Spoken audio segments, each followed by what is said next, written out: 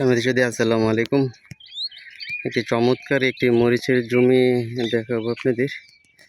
দেখুন দর্শক, এখানে প্রায় 5-6-7 শতাংশ জায়গার মতো মরিচ চাষ করছে। মরিচ চাষ তো ভাই মনির খান।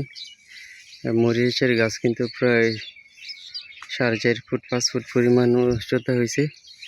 এটা হচ্ছে অস্থিরোহণ জাতের মরিচ। কত সুন্দর মরিচের গাছ। মাত্র গোড়ার মরিচগুলো আজকে হারভেস্ট করা হয়েছে। মরিচ আসা শুরু হয়েছে মাত্র। চমৎকার গাছ হয়েছে। যে পরিমাণ করা আসা শুরু হয়েছে মরিচের, প্রতিটা গাছেই যে পরিমাণ করে মরিচ এসেছে, এগুলো যদি বড় হয় প্রতিটা গাছে কিন্তু 1 কেজি করে মরিচ হলে পারা যাবে, যা কিনা 10 থেকে 15 দিনের মধ্যে। আর পরবর্তীতে এই গাছগুলো কিন্তু জুন জুলাই পর্যন্ত থাকবে, মানে আষাঢ় মাস পর্যন্ত। তখন কিন্তু একটু গাছ থেকে ভালো পরিমাণ মরিচ হারভেস্ট করা যাবে। আজকে মরিচ এখান থেকে নিচের মরিচগুলো কিন্তু হারভেস্ট করা হয়েছে। এখানে 20 কেজির মতো কি পরিমাণে মরিচ ধরছে। আর মরিচ চাষ করলে ঠিক এমনভাবে মরিচ চাষ করবেন যাতে নিচটা একদম ঝকঝকা ফকফকা পরিষ্কার হয়ে থাকে। আর কিন্তু রোগবালাই কম হবে। দেখুন, এক মাথা থেকে অপর মাথা পর্যন্ত কিন্তু স্পষ্ট দেখা যাচ্ছে।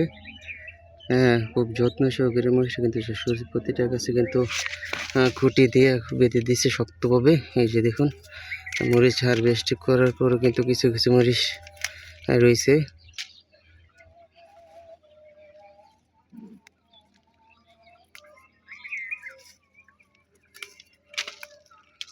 মরিচ করলে করার মতোই করতে হয়। আমি কিন্তু চাষ করছি, কিন্তু বেশি একটা ভালো ফলন হয়নি, কারণ অযত্ন অবহেলায় ফেলে রেখেছিলাম। দেখুন, একদম পরিষ্কার, নিচটা নিট অ্যান্ড ক্লিন।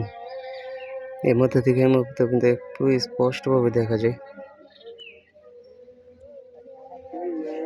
এমনভাবে চাষ না করলে না করে ভালো। শুধু অযথা টাকা খরচ করে জমিয়ে ফেলে রেখে লাভ নেই।